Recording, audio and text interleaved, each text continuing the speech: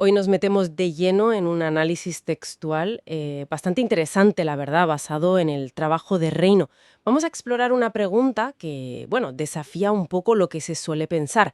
¿Qué dicen las escrituras realmente sobre si Jesús comía carne y bebía vino, vino alcohólico?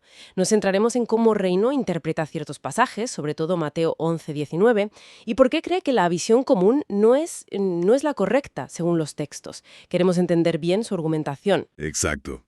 La cuestión clave que Reino pone sobre la mesa es si esa imagen tan popular de Jesús comiendo carne, bebiendo vino, si de verdad se sostiene cuando miras los textos con lupa, especialmente los más antiguos.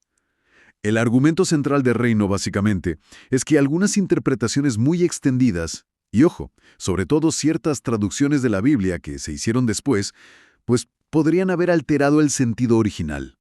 Vamos a indagar en lo que dice Reino sobre los manuscritos originales y el contexto que él considera importante. Pues entremos en materia. Mateo 11:19. Has dicho que es crucial. El texto dice, vino el Hijo del Hombre que come y bebe normalmente, y exageran diciendo, he aquí un hombre comilón y bebedor de vino. A ver, ¿cómo enfoca Reino esto? Porque así de primeras parece que sí describe a Jesús comiendo y bebiendo, ¿no? Claro, esa es la lectura superficial, digamos, pero aquí es donde Reino introduce una distinción que es fundamental. Él sostiene que esa frase no describe lo que Jesús hacía habitualmente. No, lo que dice es que es una cita. Una cita de lo que decían sus críticos, una crítica malintencionada, exagerada e injusta. Reino se fija mucho en los términos griegos que se usan ahí para acusarle. Es corsedio, que él interpreta no solo como comilón, sino como glotón, y oinopotes, como bebedor de vino o directamente borracho. Para Reino, estas son etiquetas falsas, calumnias. No describen la realidad, según su análisis filológico. Son palabras que denotan un exceso que él argumenta que no encaja con la conducta real de Jesús, según otros textos. Entiendo. O sea, que Reino lo ve como, como si el texto estuviera diciendo, mirad qué barbaridades decían de él, no como así era él. Exactamente. Pero explica Reino por qué se registraría esa crítica, esa supuesta calumnia, si no era cierta. ¿Por qué dejarla en las escrituras? Bueno, la perspectiva de Reino es que precisamente registrar esa crítica sirve para mostrar la injusticia que sufría Jesús, para que se viera el tipo de oposición y difamación a la que se enfrentaba. Reino argumenta que esas críticas, aunque para él no tenían base real, hoy en día se usan, casi como excusa para justificar el consumo de carne y alcohol.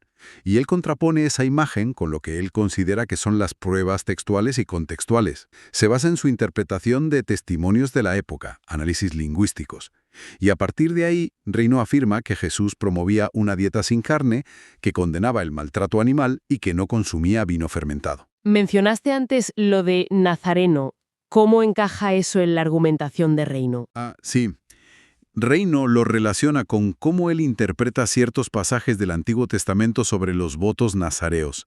Según su lectura de esos textos, esos votos implicaban abstenerse de forma muy estricta de los productos de la vid. Y eso incluye, claro, el vino fermentado.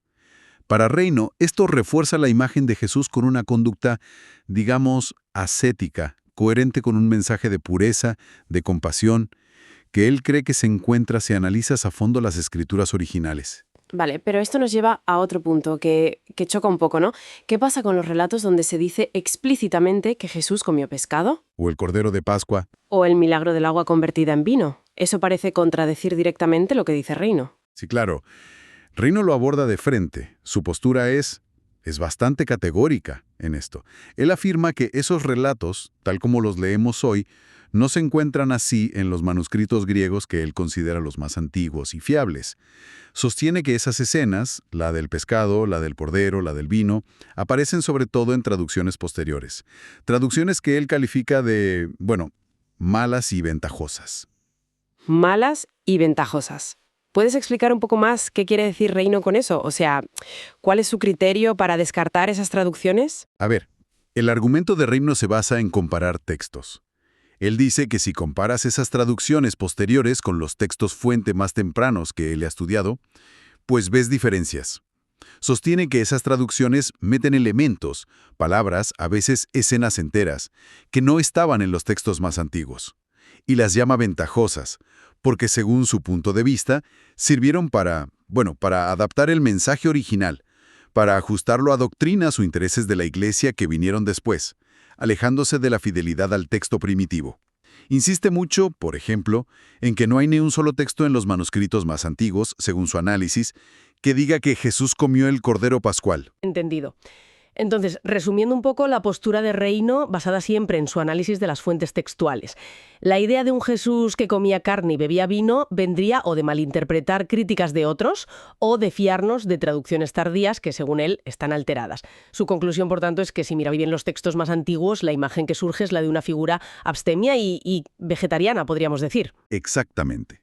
Ese es el núcleo del argumento de Reino. La diferencia entre lo que él identifica como textos originales y las capas que se añadieron después con traducciones e interpretaciones. Y esto, más allá de si uno está de acuerdo o no con su conclusión sobre la dieta de Jesús, nos deja con una reflexión importante que viene del trabajo de Reino.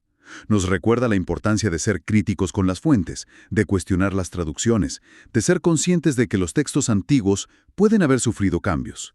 Nos invita en el fondo a pensar en cómo esas elecciones al traducir, pues influyen inevitablemente en cómo entendemos el pasado y esos textos hoy. Abre la puerta a investigar más, ¿no? A ir a las fuentes originales si es posible.